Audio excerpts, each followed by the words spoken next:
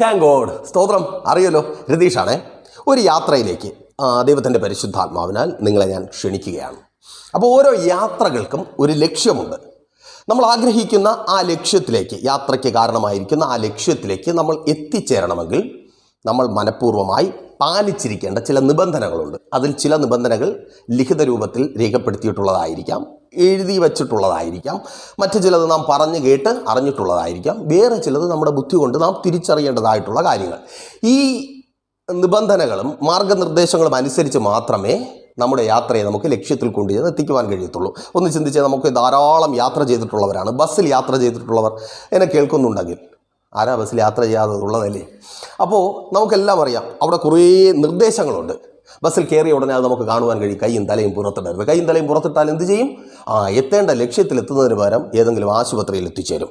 രണ്ടാമത്തെ കാര്യം, ടിക്കറ്റ് എടുക്കുവാനായിട്ട് പോക്കറ്റിൽ പൈസ വേണം. ടിക്കറ്റ് എടുക്കുവാൻ പൈസ ഇല്ലാത്തവൻ, അല്ലെങ്കിൽ അതുപോലെ ഏതെങ്കിലും യാത്രാ പാസുകൾ ഇല്ലാത്തവർ ബസ്സിനകത്ത് കയറരുത്. എത്തേണ്ട സ്ഥാനത്ത് എത്തത്തില്ല, മറിച്ച് ഏതെങ്കിലും പോലീസ് സ്റ്റേഷനിൽ എത്തിച്ചേരും. ഇതുപോലെ തന്നെ ആരും പറഞ്ഞു തരാതെ തന്നെ നാം മനസ്സിലാക്കേണ്ട ഒരു നിർദ്ദേശമാണ്, ഡ്രൈവറെ വണ്ടി ഓടിക്കുവാൻ പഠിപ്പിക്കരുത്. ശ്രദ്ധിച്ചിട്ടില്ലേ? അനേകർ ബസ്സിനകത്ത് കയറിയാൽ, ഇപ്പോൾ സീറ്റ് ഇരിക്കുകയാണെങ്കിൽ അവിടെ ഇരുന്നു കൊണ്ട് തന്നെ വണ്ടി ഓടിക്കുകയായിരിക്കും. ഇതിലെ ഒരു ബസ് വരുന്നത് കാണുമ്പോൾ ബസ്സിനകത്തിരുന്ന് ബ്രേക്ക് ചവിട്ടുന്നു, വണ്ടി ഇടത്തോട്ട് തിരിക്കുന്നു, വലത്തോട്ട് തിരിക്കുന്നു. ചിലർ അവിടെ നിന്ന് എഴിച്ച് ഡ്രൈവറിൻ്റെ അടുത്ത് പോയി ഡ്രൈവറിന് കോച്ചിങ് കൊടുക്കാനായിട്ട് തുടങ്ങും. ഇടത്തോട്ട് തിരിക്കും, വലത്തോട്ട് തിരിക്കും, നേരെ നോക്ക്, ബ്രേക്ക് ചവിട്ട്. ഇതങ്ങനെ ആ ഡ്രൈവർ കേട്ട് കഴിഞ്ഞാൽ എന്താ സംഭവിക്കുന്നത്? ഏതെങ്കിലും കൊക്കയ്ക്കകത്ത് പോയി വീഴും. അപ്പോൾ നമ്മൾ എന്താ ചെയ്യുവാനുള്ളത്? ഡ്രൈവറെ ഡ്രൈവിംഗ് പഠിപ്പിക്കുവാൻ ശ്രമിക്കരുത്. മര്യാദയ്ക്ക് കയറി ടിക്കറ്റ് എടുത്ത് കൈയും തലയും പുറത്തിടാതെ സീറ്റിലിരുന്നോളണം. എത്തേണ്ട സ്ഥാനത്ത് ഡ്രൈവർ കൊണ്ടുചെന്ന് എത്തിക്കും. ആ ഉറപ്പിന്മേലാണല്ലോ കയറിയിട്ടുണ്ടെങ്കിൽ മിണ്ടാതെ ഇരുന്നോളും. ഇതുപോലെ തന്നെ വിശ്വാസ ജീവിത യാത്രയിലും നമ്മൾ പാലിക്കേണ്ടതായിട്ടുള്ള ചില നിർദ്ദേശങ്ങളുണ്ട്. അപ്പോൾ ആ നിർദ്ദേശങ്ങൾ പാലിക്കപ്പെടാത്തത് കൊണ്ടാണ്, നമ്മുടെ ജീവിതത്തിൽ, നമ്മുടെ യാത്രയിൽ അത് പാലിക്കപ്പെടാത്തത് കൊണ്ടാണ് നമുക്ക് പലപ്പോഴും ലക്ഷ്യത്തിലെത്തിച്ചേരുവാൻ കഴിയാതെ ആയിരിക്കുന്നത്. പലരും യാത്ര തുടങ്ങിയിട്ടുണ്ട്, കർത്താവായ യേശു ക്രിസ്തുവുമായി യാത്ര തുടങ്ങിയിട്ടുണ്ട്, പക്ഷേ ആഗ്രഹിച്ച ലക്ഷ്യത്തിൽ എത്തിച്ചേരുവാൻ കഴിഞ്ഞിട്ടില്ല. നോക്കിയേ, വിശുദ്ധ വേദ പുസ്തകത്തിൽ അങ്ങനെയുള്ള ഒരു യാത്ര, കർത്താവായ യേശു ക്രിസ്തുവിൻ്റെ പ്രിയ ശിഷ്യന്മാരായ പത്രോസും അന്ത്രയോസും ആർക്കൊപ്പമാണ് യാത്ര ചെയ്യുന്നത്? നമ്മുടെ കർത്താവായ യേശു ക്രിസ്തുവിനോടൊപ്പം. യാത്ര ചെയ്യുമ്പോൾ തന്നെ കർത്താവായ യേശു ക്രിസ്തു രണ്ട് കാര്യങ്ങൾ പറയുന്നു. ഒന്ന്, ആ യാത്രയിലൂടെ അവർക്ക് കിട്ടുവാൻ പോകുന്ന കാര്യം. രണ്ട്, ആ യാത്ര വിജയകരമായി പൂർത്തിയാക്കുവാൻ വേണ്ട ഒന്നാമത്തെ മാർഗനിർദ്ദേശം. എന്താണ്? മർക്കോസിൻ്റെ സുവിശേഷം 1-ാം അധ്യായം 17-ാമത്തെ വാക്യത്തിൽ അത് നിങ്ങൾക്ക് കാണുവാൻ കഴിയും. നിങ്ങൾ എന്നെ അനുഗമിപ്പീൻ. അപ്പോൾ നിങ്ങൾ എന്നെ അനുഗമിക്കണം, ഞാൻ നിങ്ങളെ മനുഷ്യരെ പിടിക്കുന്നവരാക്കും. ശ്രദ്ധിച്ചില്ലേ? ഞാൻ നിങ്ങളെ മനുഷ്യരെ പിടിക്കുന്നവരാക്കും. നിങ്ങൾ എന്നെ അനുഗമിക്കുക. ബാക്കി ചെയ്യുന്നത് ആരാണ്? ഞാനാണ്. അപ്പോൾ എന്തിനാണ് കർത്താവ് വിളിച്ചത്? അവരായിരുന്ന മത്സ്യത്തെ പിടിക്കുന്നവരായിരുന്ന അവരെ കർത്താവായ യേശു ക്രിസ്തു വിളിക്കുകയാണ്, ഞാൻ നിങ്ങളെ മനുഷ്യരെ പിടിക്കുന്നവരാക്കി മാറ്റും. ഈ സമയം എന്നെ കേൾക്കുന്ന പ്രിയരെ, കർത്താവ് നമ്മെ വിളിക്കുന്നത് എന്തെങ്കിലും ആക്കി തീർക്കുവാനാണ്. ഈ ലോകത്തിൽ പലരും നമ്മെ വിളിക്കാറുണ്ട്, പല നിലകളിൽ ആക്കലുകൾ നമ്മൾ അനുഭവിക്കുവാറുണ്ട്.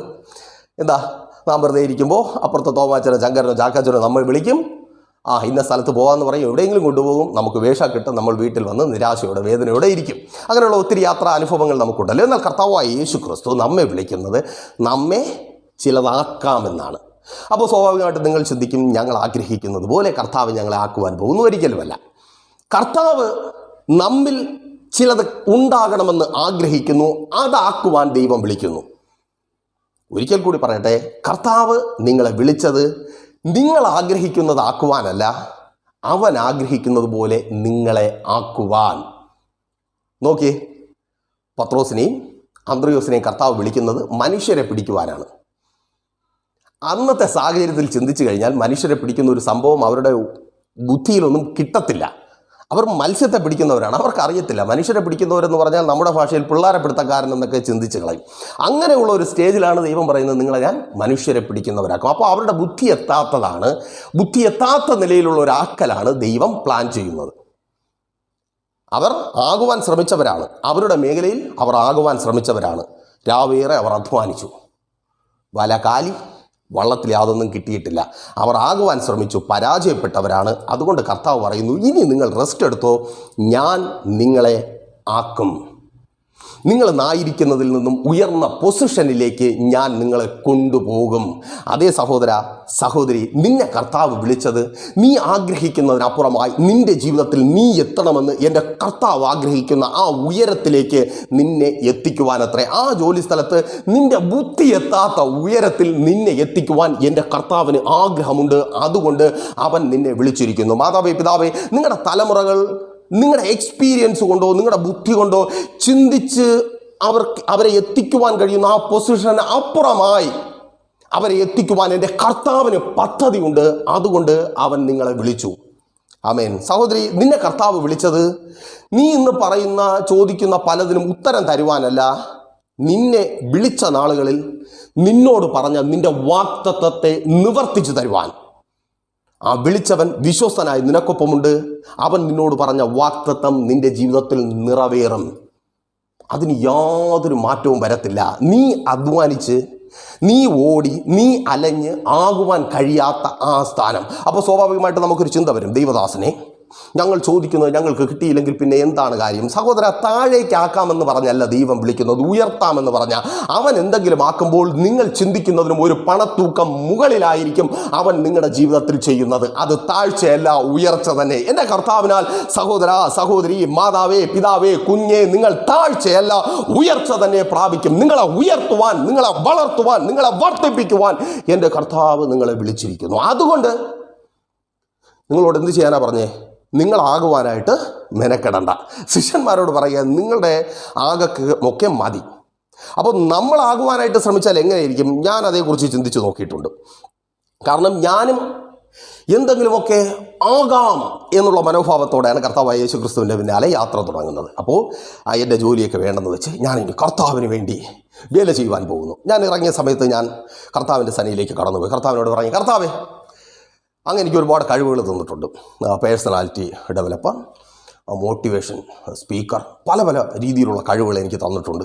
ഞാനതൊക്കെ ഒരു പരിധിവരെയൊക്കെ ചെയ്ത് വിജയിച്ചിട്ടുള്ളതാണ്. അപ്പോൾ അതൊക്കെ വച്ചിട്ട് ഞാൻ ഒരുപാട് വരെ കറക്കി വലിച്ചു കൂട്ടി നിനക്ക് വേണ്ടി ശരിയാക്കി ഒപ്പിച്ചു തരും. അപ്പോൾ ഞാനിതിങ്ങനെ പറഞ്ഞ് ഞാൻ സന്തോഷത്തോടെ നിൽക്കുക. അപ്പോൾ എന്നോട് ദൈവത്തിൻ്റെ ആത്മാവ് സംസാരിക്കുക. അപ്പോൾ പിന്നെ എനിക്ക് എന്താണ് കൊച്ചൻ്റെ ജോലി? ആമേൻ. ശ്രദ്ധിക്കണമേ, ഞാൻ പറയുക, എൻ്റെ കഴിവ് വെച്ചിട്ട്, എൻ്റെ അറിവ് വെച്ചിട്ട് ഞാൻ അങ്ങേക്ക് വേണ്ടി ചിലരെയൊക്കെ ചാക്കിട്ട് പിടിച്ചു തരാം. അപ്പോൾ കർത്താവ് ചോദിക്കുക, അപ്പം നീ ഇങ്ങനെ നാട്ടിൽ കിടക്കുന്നവരെയൊക്കെ എനിക്ക് വേണ്ടി എന്തെങ്കിലുമൊക്കെ ആക്കാൻ നിന്നാൽ അപ്പം എനിക്കെന്താ ജോലി? ശരിയല്ലേ? കർത്താവ് അവൻ ചെയ്യുവാൻ കഴിയുന്ന ചില കാര്യങ്ങളുണ്ട്. അത് ചെയ്യുവാൻ വേണ്ടിയാണ് നമ്മെ ഓരോരുത്തരെയും വിളിക്കുന്നത്. അപ്പം നമ്മൾ അതാകുവാൻ വേണ്ടി ശ്രമിച്ചാൽ പിന്നെ കർത്താവിന് എന്താ ജോലി? ഇന്ന് ആ യാത്ര പൂർത്തിയാക്കുവാൻ കഴിയാതെ പോകുന്നതിൻ്റെ കാരണം എന്തെന്നറിയാമോ? കർത്താവിനെ ആക്കുവാനുള്ള ഒരു സാഹചര്യം നമ്മൾ കൊടുക്കുന്നില്ല. പിന്നെ നമ്മളാകുവാൻ വേണ്ടി പെടാപ്പാടുപെട്ടുകൊണ്ടിരിക്കുക. നമ്മളാകുവാനും നമുക്കൊപ്പമുള്ളവരെ ആക്കുവാനും വേണ്ടി. ഇപ്പോൾ ഒരു മാതാവിനോട്, കരയുന്ന ഒരു മാതാവിനോട് ദൈവം വാഗ്ദത്തം ചെയ്തു. അത് കേൾക്കാൻ വേണ്ടി നിങ്ങൾ കാത്തിരിക്കേണ്ട. പ്രാർത്ഥിക്കുന്നവളാണ് മാതാവേ, കരയുന്നവളാണ് നിങ്ങളെങ്കിൽ നിങ്ങൾക്ക് വാഗ്ദത്തമുണ്ട്. നിങ്ങളുടെ തലമുറകൾ അനുഗ്രഹിക്കപ്പെടും. അതിനൊരു യാതൊരു മാറ്റവുമില്ല. ഒരമ്മയായി കരയുന്ന പ്രിയരെ കേൾക്ക്, തലമുറകൾ അനുഗ്രഹിക്കപ്പെടും. അത് വാഗ്ദത്തമാണ്. ഇതുവരെ കേട്ടില്ലെങ്കിൽ ഇപ്പോൾ കേട്ടോ. നിങ്ങളുടെ തലമുറകൾ അനേക അമ്മമാരുടെ കണ്ണുനീരൊപ്പുന്നവനായി മാറും. ഞാനെന്ന സാക്ഷിയിലൂടെ ദൈവത്തിൻ്റെ പരിശുദ്ധാത്മാവ് നിങ്ങൾക്ക് വാഗ്ദത്തം ചെയ്തു. അപ്പോൾ ഇത് കേട്ട് കഴിഞ്ഞാൽ സ്വാഭാവികമായിട്ടും എന്താ ചെയ്യുന്നത്? അമ്മമാരുടെ അന്നു മുതലുള്ള ഫോക്കസ് ഈ കുഞ്ഞിന് മേലായി. ട്രെയിൻ ചെയ്യിപ്പിച്ച് അവനെ അങ്ങനെ ആക്കിയെടുക്കണം. അപ്പോൾ രാവിലെ പ്രാർത്ഥിയിടാ, ഉച്ചയ്ക്ക് പ്രാർത്ഥിയിടാ, വൈകുന്നേരം പ്രാർത്ഥിയിടാ, അങ്ങനെ ജീവനിടാ, ഇങ്ങനെ ജീവനിടാ, ആ തുണി ഇടരുത്, ഈ തുണി ഇടരുത്, അങ്ങനെ മുടി വെട്ടരുത്, ഇങ്ങനെ മുടി വെട്ടരുത്, അങ്ങോട്ട് നോക്കരുത്, ഇങ്ങോട്ട് നോക്കരുത്, അവിടെ പോകരുത്, ഇവിടെ പോകരുത്, അത് ചെയ്യരുത്, ഇത് ചെയ്യരുത്, അത് തിന്നരുത്, ഇത് തിന്നരുത്. അയ്യോ, ഇത് കേക്കയിൽ തന്നെ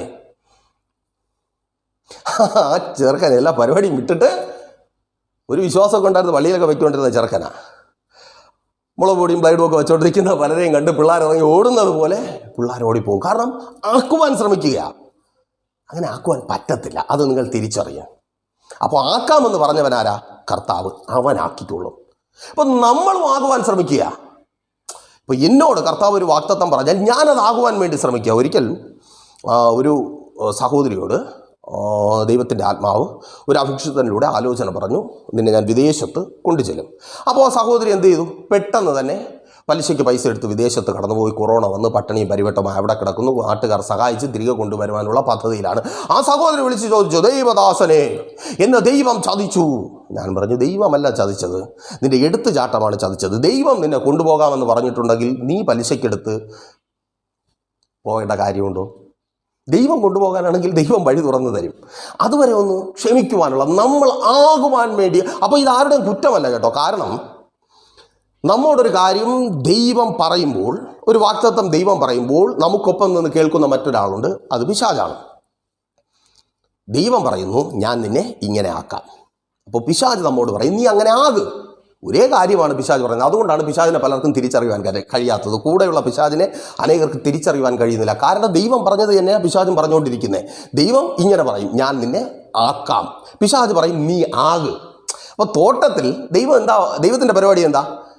തോട്ടത്തിൽ സൃഷ്ടിച്ച മനുഷ്യനെ സകലത്തിനും അധികാരിയാക്കി മാറ്റണം എന്ന് പറഞ്ഞാൽ അവർ ദൈവമാണ് അല്ലേ? സകലത്തിന്മേലും വാഴുവാനുള്ള അധികാരം അവർക്കുണ്ട്. അവർ സൃഷ്ടിപ്പിലേക്ക് കടക്കുവാൻ പോവുക, സൃഷ്ടിച്ച് പെരുകി വർദ്ധിച്ചു പെരുകി സകലത്തെയും വാഴുവാൻ വേണ്ടി. അപ്പോൾ പിശാച് എന്താ വന്നിട്ട് പറഞ്ഞേ, നീ അങ്ങനെ ആക്. അപ്പം ദൈവം അങ്ങനെ ആക്കാൻ വേണ്ടി ഒരു സൈഡ് നിൽക്കുമ്പോൾ പിശാച് വന്നിട്ട് പറയും, നീ അങ്ങനെ ആക്. അതുകൊണ്ടാണ് അവർ വീണുപോയത്. ദൈവത്തെ പോലെ ആകുവാൻ വേണ്ടി അവർ ശ്രമിച്ചു. ഫലമെന്താ? തോട്ടത്തിൽ നിന്ന് അവർ പുറത്തായി. വാഴേണ്ടതെല്ലാം അവരെ വാഴുവാനായിട്ട് തുടങ്ങി. അപ്പോൾ ഈ പിശാചിൻ്റെ തന്ത്രം, ഈ തന്ത്രത്തെ നമ്മൾ തിരിച്ചറിഞ്ഞില്ല എങ്കിൽ എന്ത് സംഭവിക്കും? പത്രോസിലേക്ക് തന്നെ വരാം. അപ്പോൾ സ്വാഭാവികമായിട്ടും പത്രോസിനും മുൻപോട്ട് യാത്ര ചെയ്യുകയെ തന്നെ ഒരു ഡൗട്ടുണ്ടായി. ഞാനിതുവരെ ആയില്ലല്ലോ, എന്നെ കർത്താവ് വിളിച്ചതുപോലെ ഞാൻ മനുഷ്യനെ പിടിക്കുന്നവനായില്ലല്ലോ. കർത്താവിൻ്റെ സന്നിധി ഇതാ നൂറുകണക്കിന്, ആയിരക്കണക്കിന്, പതിനായിരക്കണക്കിന് ആൾക്കാർ വന്നുകൂടുന്നു, എൻ്റെ അടുക്കൽ ആരും വരുന്നില്ലല്ലോ. അപ്പോൾ പത്രോസ് അതാകുവാൻ വേണ്ടി ശ്രമിച്ചു. ആകുവാൻ വേണ്ടി ശ്രമിക്കുമ്പോൾ അത് പറ്റാതെ വരുമ്പോൾ സംഭവിക്കുന്ന ഒരു കാര്യമാണ് പിന്മാറ്റം. കർത്താവ് നമുക്കൊരു വാഗ്ദത്തം തന്നു, നിന്നെ ഞാൻ ഇന്ന നിലയിൽ അനുഗ്രഹിക്കാം, നിൻ്റെ ജീവിതത്തിൽ ഇന്നത് തരാം. അപ്പോൾ ഈ വാഗ്ദത്തം കേൾക്കുന്ന നമ്മൾ അതാകുവാൻ വേണ്ടി ശ്രമിക്കുകയും അതാകുവാൻ പറ്റാതെ വരികയും ചെയ്യുമ്പോൾ നമ്മൾ പിന്മാറിപ്പോകും. പത്രോസ് കർത്താവിൽ നിന്ന് പിന്മാറിപ്പോവുക മാത്രമല്ല, കർത്താവായ യേശു ക്രിസ്തു മരണഭയത്തോടെ പ്രാർത്ഥിച്ചു കൊണ്ടിരുന്നപ്പോൾ പത്രോസ് സുഖമായിട്ട് കിടന്നുറങ്ങി. പ്രാർത്ഥനയും നഷ്ടപ്പെടും, ദൈവത്തിൽ നിന്ന് അകന്നു പോകും. എപ്പോഴാണ്?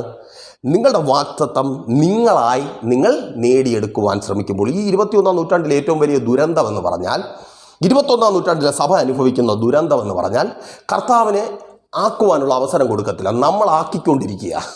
ദൈവദാസന്മാരെല്ലാവരും കൂടെ വിശ്വാസികളാക്കിക്കൊണ്ടിരിക്കുക. നീ അങ്ങനെ ആകണം, നീ ഇങ്ങനെ ആകണം, അതുപോലെ ആകണം, ഇതുപോലെ ആകണം. ഒന്ന് പോടെ, കർത്താവിന് ജോലി കൊടുറായി, കർത്താവ് അത് ചെയ്യട്ടെ.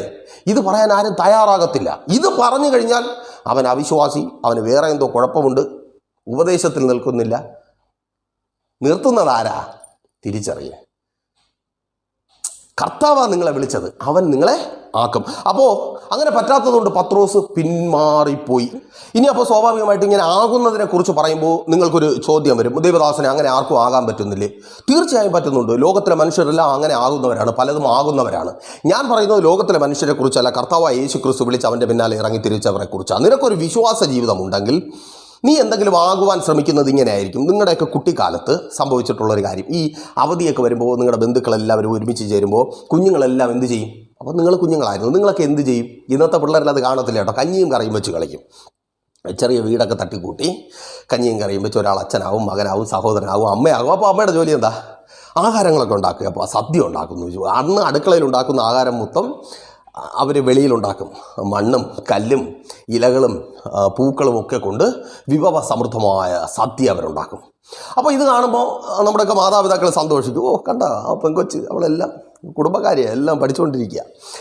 അപ്പോൾ ഇതൊക്കെ കണ്ട് സന്തോഷമാണ്. പക്ഷെ പിള്ളേർ ഇതിനു വേണ്ടി ഒരുപാട് അധ്വാനിക്കുന്നുണ്ട്. അധ്വാനിച്ച് ഒരു ഉച്ച ആവുന്നതിന് മുമ്പേ പിള്ളേർക്ക് വിശക്കും.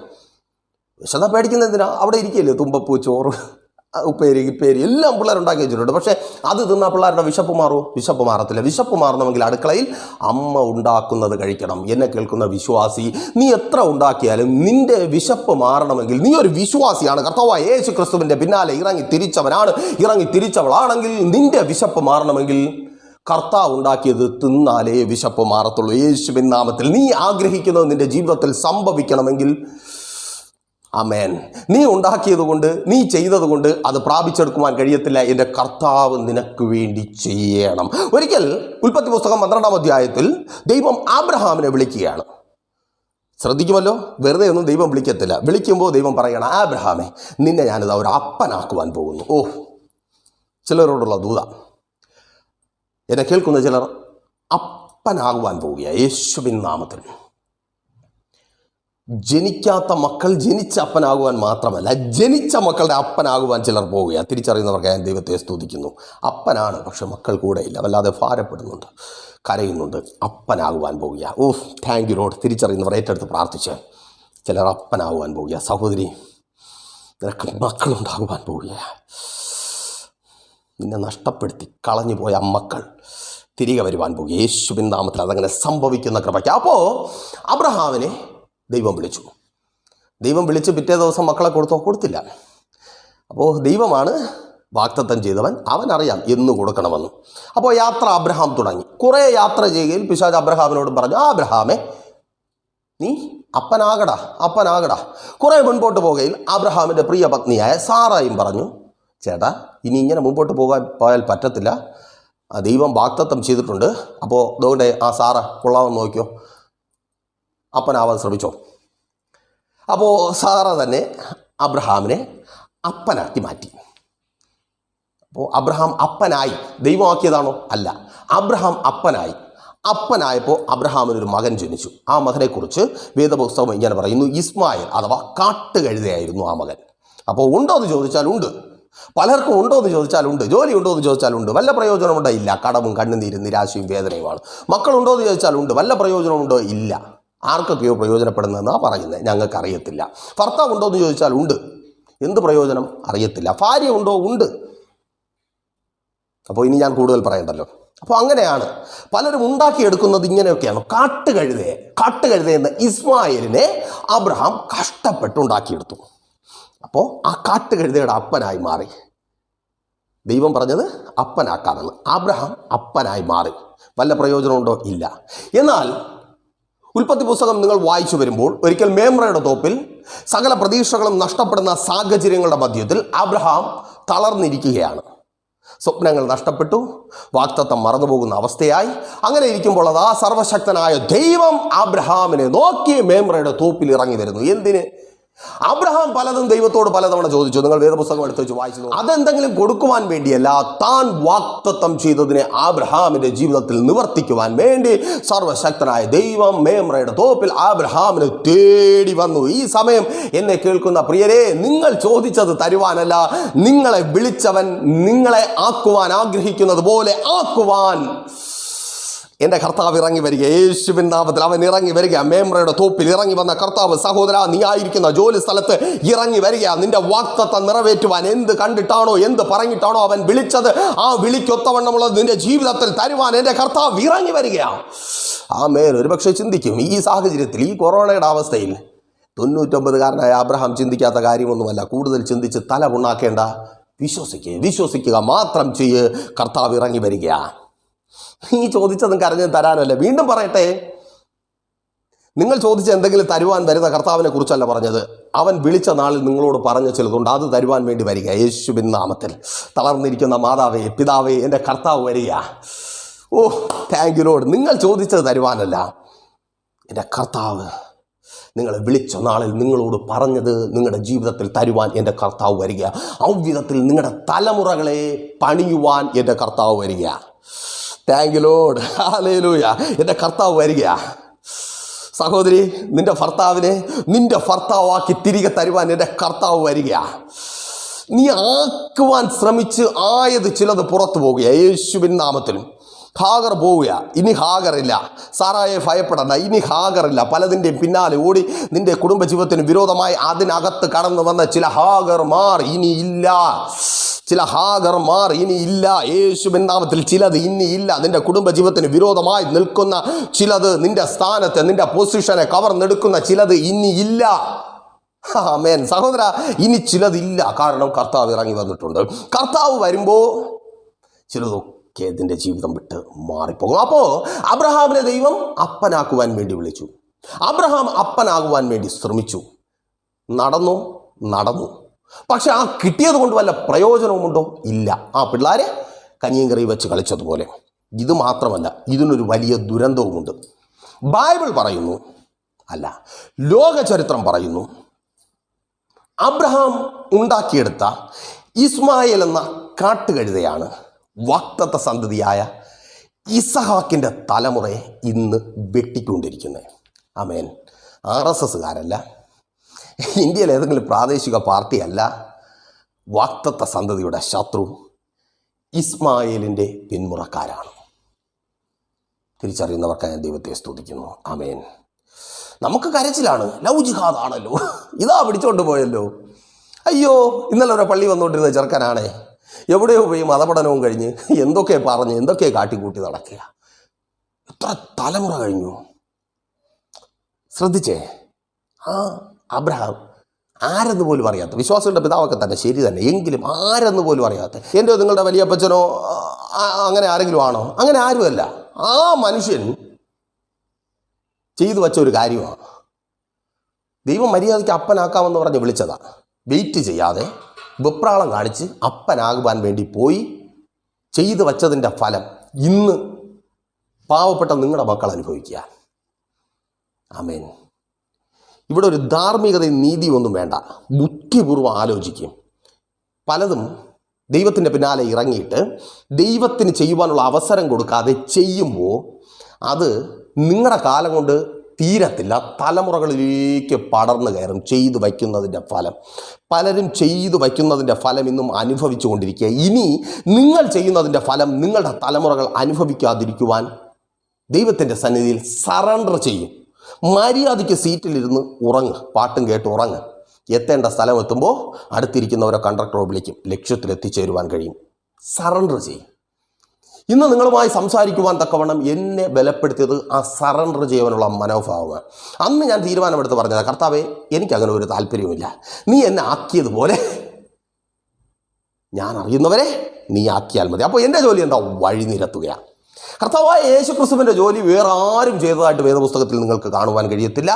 അവന് വേണ്ടി വഴി നിരത്തുവാൻ ചിലരെ ആവശ്യമുണ്ട്. എന്നെ അതിനായി വിളിച്ചിരിക്കുന്നു. നിങ്ങളുടെ ജീവിതത്തിലേക്ക് കർത്താവായ യേശുക്രിസ്തുവിന് ഒരു വഴി നിരത്തുവാൻ, അതേ പ്രിയരെ, ഒരു വഴി ഞാൻ ഒരുക്കി തന്നിട്ടുണ്ട്. ആ കർത്താവിൻ്റെ മുൻപിൽ നിങ്ങൾ സറണ്ടർ ചെയ്താൽ അവൻ വിളിച്ച വിളിക്കൊത്തവണ്ണം ചിലതാക്കും.